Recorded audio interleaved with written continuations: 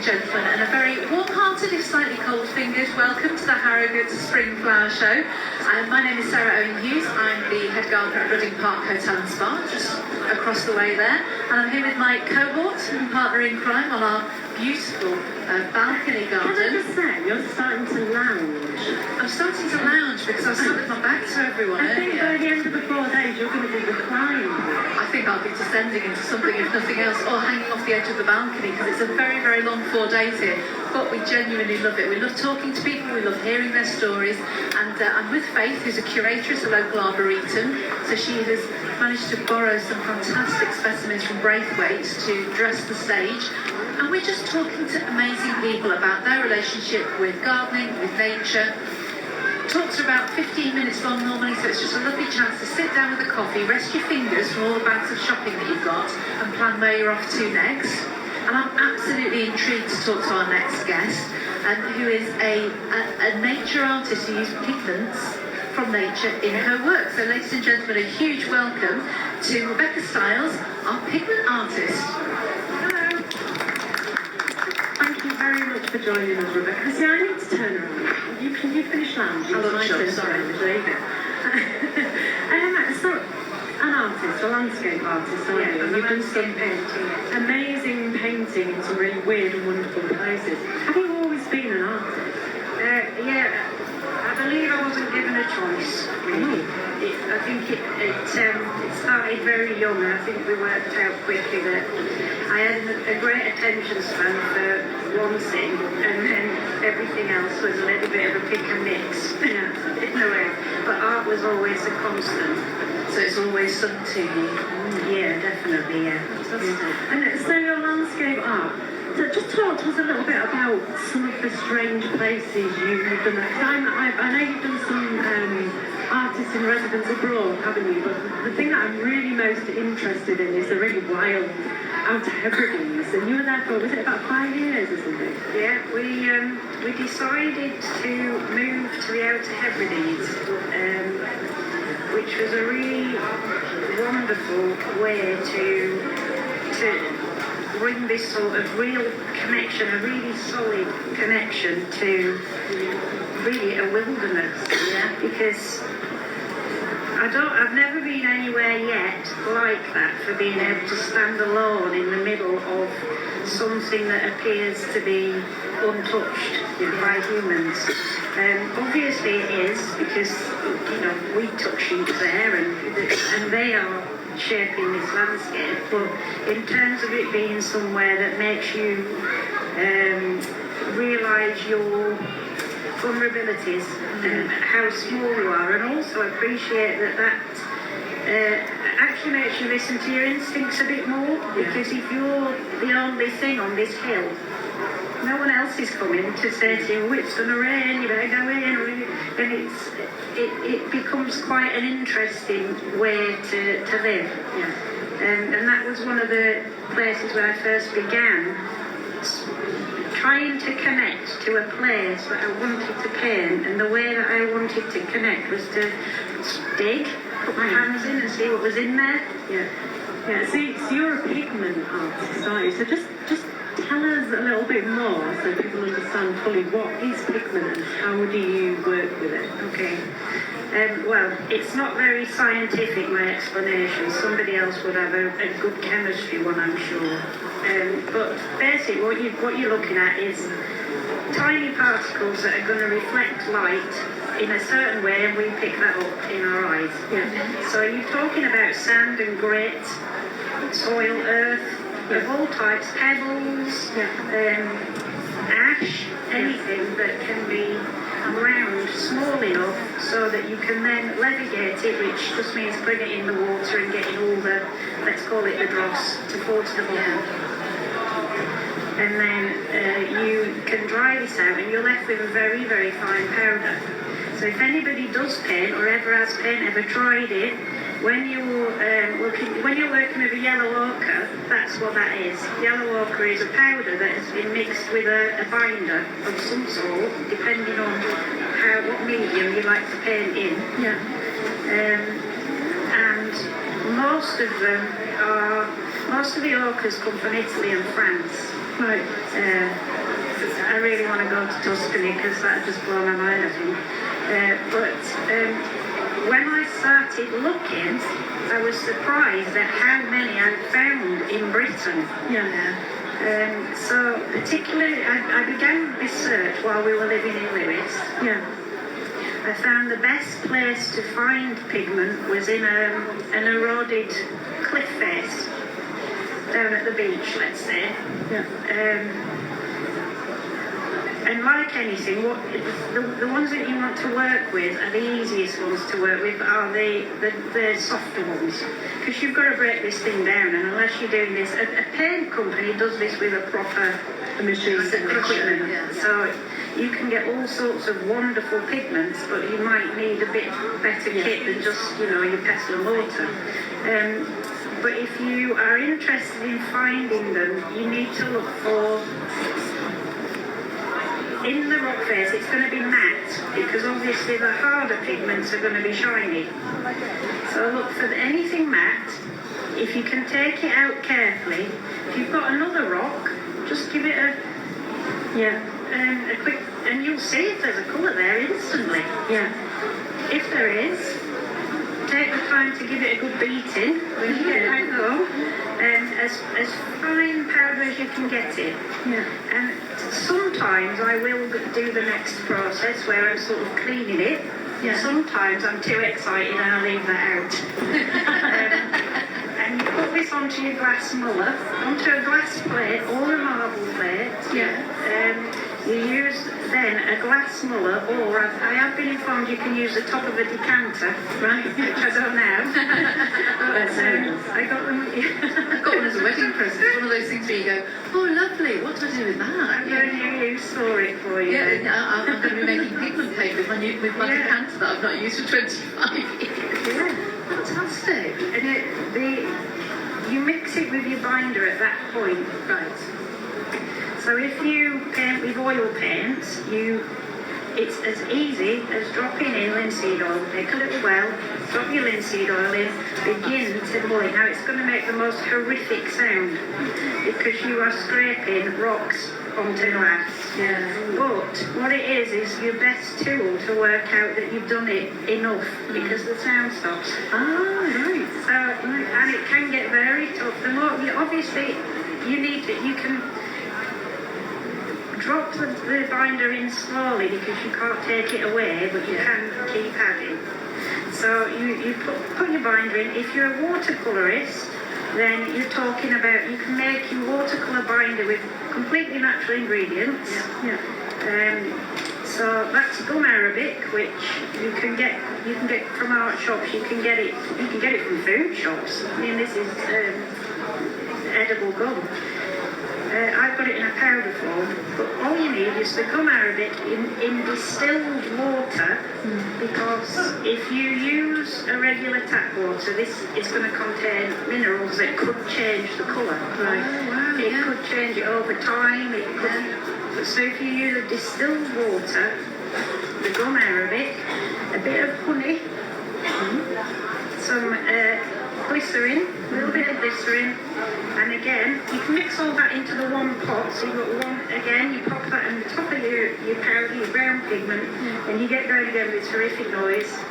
And when you've ground it fine enough, that's the time when you can just take your spatula, your palette knife, whatever it is you use, just scrape it up and pop it into your little watercolour palette. And that will probably dry and leave some gaps and holes. Now I don't mind that, but if you do mind it and you're wanting a really pretty palette, then you just do it again, keep filling it, because it's going to dry, and you water evaporates and you're left with watercolour. So complicated, isn't it? Well, no, I don't think it is. I find it Because so complicated. no, not at all. Because I think it's all about absolute connecting with that space, isn't it? Yeah. So do you use pigments from the place where you're painting? Are they, so do you only use Shetland pigments in Shetland and Well, Hebrides? not so specifically, because I will use oak paints as well. Yeah. Otherwise, it's going to take forever. And I paint quite large paintings. So, but yeah, what I found when I'm painting in a landscape, I like it to be a project because I'm aware that all the time, I was thinking about this the other night, it was a great way to put it. It's like old-fashioned slides in a box. This is happening all the time to me. They're going in like this constantly. So I've got I'm a hoarder of slide boxes in my head.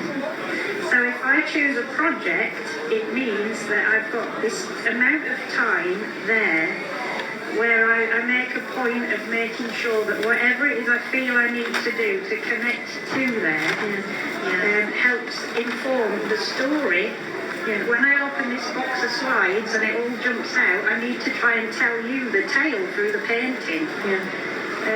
So I find that easier to do certain projects, and at the same time this means that for example, I'm at Fort Carroll now as artist in residence, so I've been looking there and I found some pigments from there, and for me it's a direct connection. How exciting, that was what I was going to ask you actually.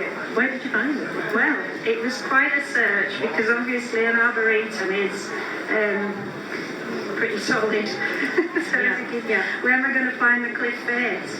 Well, the surprise was I found the pigment in quite an obvious place when you think about it, in the upturned trees, in the stumps where the trees have fallen.